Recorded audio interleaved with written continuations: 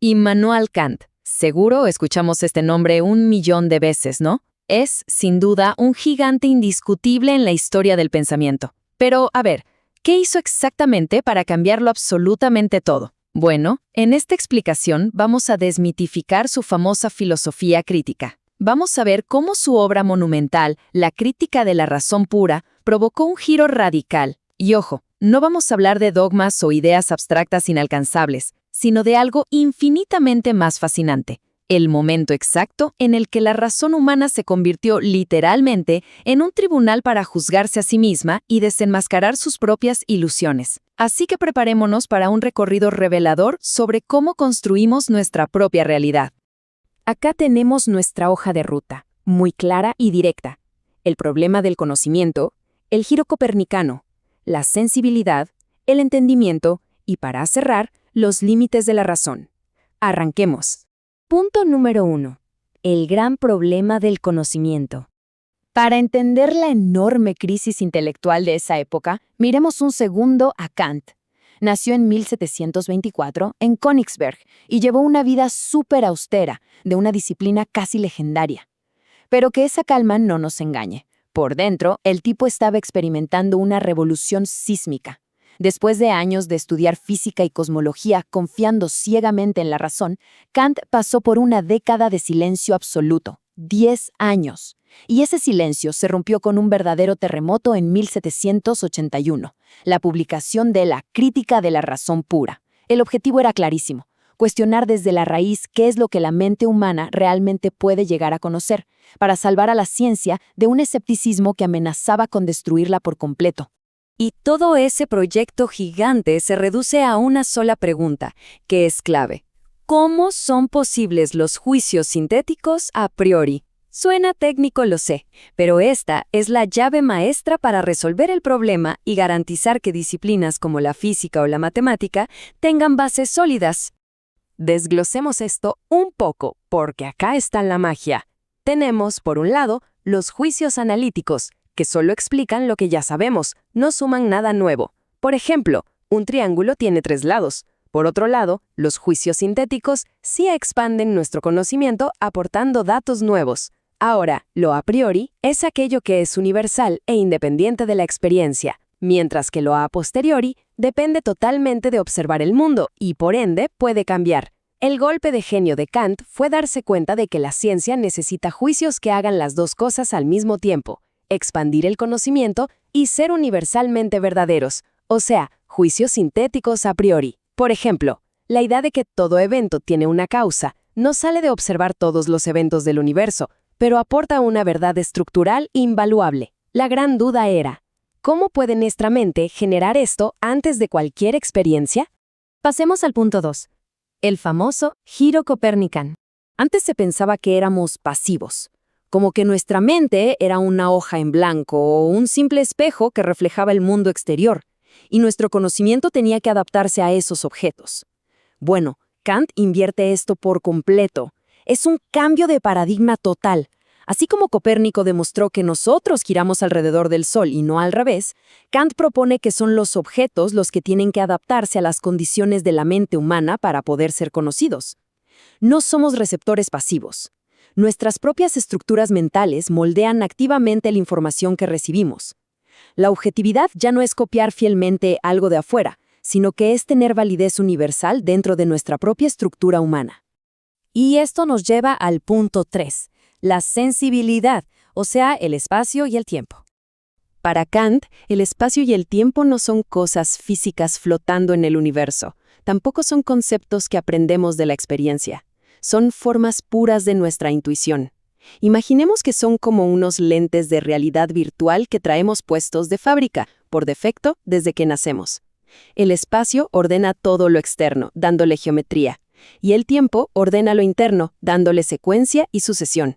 Y esto explica, brillante y sencillamente, por qué la matemática es universal, porque sus reglas se basan en la mismísima estructura de nuestros lentes, que filtran absolutamente todo lo que experimentamos. Hay una frase icónica que resume esto a la perfección. Las intuiciones sin conceptos son ciegas, los conceptos sin intuiciones son vacíos. Básicamente, recibir datos crudos a través del espacio y el tiempo no alcanza. Sin procesarlos, estamos ciegos ante un mar de sensaciones. Pero al mismo tiempo, pensar en ideas súper abstractas sin anclarlas a la experiencia real es un ejercicio vacío. Conocer de verdad exige unir las dos cosas, los datos que recibimos y el pensamiento estructurado. Punto número 4. El entendimiento y las categorías puras. Acá entramos en el núcleo de procesamiento de la mente. Kant descubrió 12 conceptos puros o categorías. Tenemos cosas fundamentales como la cantidad, la cualidad o la famosísima ley de causalidad. Y ojo, estas categorías no salen de observar la naturaleza. Son como el sistema operativo preinstalado en nuestra mente. Son los moldes que atrapan esos datos desordenados de los sentidos y les dan forma. Sin estas 12 categorías, veríamos un caos total de colores y texturas, y jamás podríamos percibir un objeto coherente como un árbol o un auto. Pero a ver, ¿qué es lo que garantiza que todo este procesamiento no se desmorone y se mantenga unido? La respuesta es la apercepción trascendental.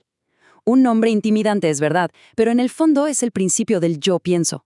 No es un alma mística ni un fantasma en el cerebro, es puramente formal.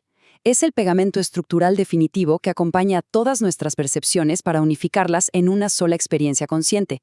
Es lo que hace que todo cobre sentido en un mismo sujeto. Ahora, para que estas categorías tan pero tan abstractas se conecten con el mundo real de manera práctica, necesitamos un puente, el esquematismo. Primero tenemos la categoría pura, digamos, la causalidad. Luego, nuestra imaginación crea un esquema basado en el tiempo. Y por último, ese esquema aplica la categoría al fenómeno sensible. Así, una idea abstracta de causalidad se convierte a través del tiempo en una regla observable. Esto es lo que permite que la ciencia pueda formular leyes objetivas sobre la naturaleza que nos rodea. Una locura de precisión. Finalmente, el quinto punto. Los límites de la razón y la ilusión metafísica. Todo este sistema nos lleva a una distinción que lo cambia todo, el fenómeno versus el noumeno. El fenómeno es lo que vemos, filtrado por nuestras categorías y lentes de espacio-tiempo. Este es el campo de la ciencia, lo que podemos conocer con certeza. En cambio, el noumeno, la famosa cosa en sí, es el objeto tal cual es, sin nuestros filtros. Y adivinen qué, esa realidad nos resulta completamente inaccesible. Es una barrera infranqueable. El mundo que habitamos y medimos es muy real, sí, pero es siempre y sin excepción un mundo para nosotros. El problema arranca cuando ignoramos esta barrera. Ahí entramos en lo que Kant llama la dialéctica trascendental. Es casi un instinto natural de la mente querer saberlo todo, buscar el origen absoluto de las cosas, pero cuando usamos nuestras categorías mentales, que están diseñadas solo para los fenómenos de este mundo, y tratamos de aplicarlas al númeno para responder las grandes preguntas del universo, bueno, ahí generamos ilusiones inevitables. Es ahí donde la razón tiene que frenar en seco y juzgar sus propios espejismos. Estas ilusiones caen en 3 grandes grupos. Intentar demostrar que el alma es inmortal. Intentar comprender el universo entero como una totalidad, y tratar de probar con pura lógica que Dios existe. La cosmología es un ejemplo genial porque genera antinomias.